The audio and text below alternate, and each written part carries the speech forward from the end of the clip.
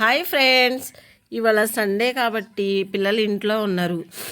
ఏమైనా తింటాక బయటికి వెళ్దామంటే ఏమీ వద్దు, ఇంట్లో ఉన్నాయి కదా మోమోస్ చేసుకుందామని చెప్పేసి అన్నాను.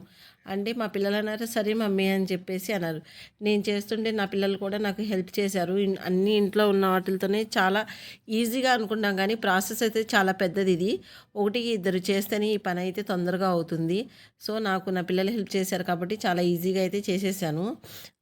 క్యాబేజీ అయితే చక్కగా సన్నగా తురిమేసుకొని, క్యారెట్ కొంచెం ఆయిల్ పోసుకొని, ఆ క్యాబేజీలో వాసన అంతా పచ్చి వాసన పోయేలాగా కొంచెం ఫ్రై చేసుకొని, క్యారెట్ కూడా వేసేసుకొని కొంచెం మగ్గిన తర్వాత కొంచెం అల్లం వెల్లుల్లిపాయ పేస్టు, కొంచెం ధనియాల పౌడర్, కొంచెం గరం మసాలా పౌడర్.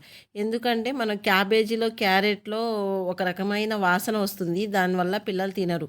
మనం ఈ మసాలాలు వేసామనుకోండి, ఈ పౌడర్లు వేస్తే ఆ స్మెల్ అనేది రాదు, కొంచెం స్పైసీగా చాలా టేస్టీగా చాలా బాగుంటుంది అని చెప్పేసి ఉప్పు కారం వేసి కొంచెం మగ్గనిచ్చిన తర్వాత కొంచెం కొత్తిమీర కూడా వేసేసి అంతా మగ్గిన తర్వాత పక్కన దించేసేసుకొని, మన మైదా పిండి ఒక కప్పు మైదా పిండి, ఒక సాల్ట్ వేసి కలిపేసుకొని పెట్టుకున్నాం.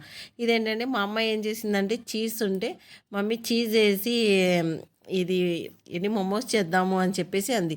అంటే ఎక్కువ చీజ్ వేయటానికి కూడా అవి ఎన్ని ఉన్నాయి, 5-6 పీసులు ఉన్నాయి. అందుకని ఏం చేసిందంటే ముక్కలు ముక్కలుగా చేసి దాంట్లో స్టఫింగ్ కింద పెట్టింది. ఇడ్లీ రేకులకి కొంచెం ఆయిల్ పూసేసుకొని, ఇలా ఇడ్లీ రేకుల మీద ఇలా సమోసాల టైప్లో, ఇలా మామూలుగా మోమోస్ లాగా ఇలాగా చేసాం. ఏదైతే ఏమైంది, మోమోసే కదా అని చెప్పేసి ఇష్టం వచ్చిన షేప్లో చేసి ఇడ్లీ ప్లేట్లో పెట్టేసాం. ఇదిగో చూడండి, చక్కగా ఆవిరికి ఉడికిపోయింది. ఒక 20-25 నిమిషాలు పట్టింది ఆవిరికి మగ్గడానికి. దీంట్లో అయితే మైనస్ వేసింది మా అమ్మాయి, సాస్ లేదని చెప్పేసి.